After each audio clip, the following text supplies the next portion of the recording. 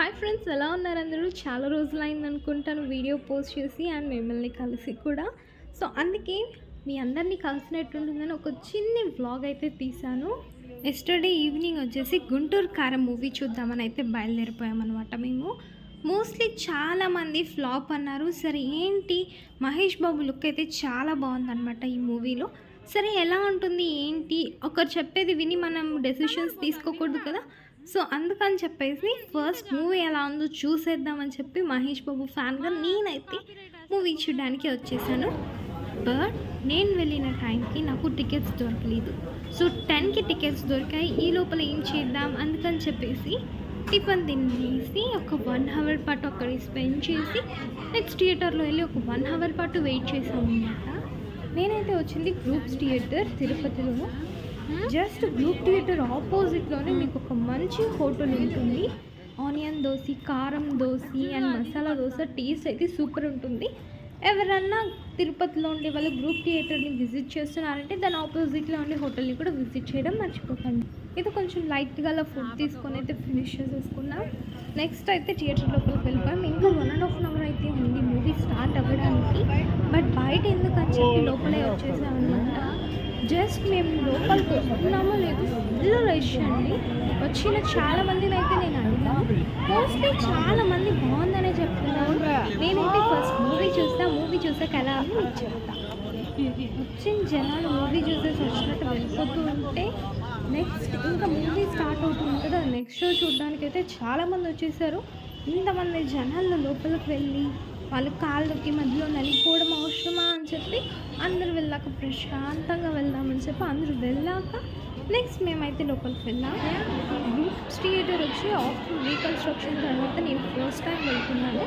So నాకైతే బాగా నచ్చింది లోపల. అండ్ క్లీన్గా హైజీన్గా కూడా బాగానే ఉంది. ఎవరైనా తిరుపతికి వస్తే విజిట్ చేయండి, మీకు నచ్చితే. అండ్ సిట్టింగ్కి కూడా అంతా ప్రాపర్గానే అరేంజ్ చేశాను. ఫుడ్ కూడా అంతా బాగానే ఉంది ఇక్కడ. అండ్ టాయిలెట్స్ కూడా క్లీన్గా ఉన్నాయి. జస్ట్ థియేటర్ గురించి అయితే ఇది మాత్రమే అప్డేట్. నాకు తెలిసింది నేను మీకు చెప్తున్నాను అంతే అనమాట. ఇంకా మూవీ స్టార్ట్ అవ్వడానికి 30 minutes ఉంది. సరే అని చెప్పి పాప్కార్న్ తెచ్చుకొని నేను మా డాడీ కూర్చొని ఎంజాయ్ చేస్తూ ఒక 40 minutes అలా స్పెండ్ చేసేసాం.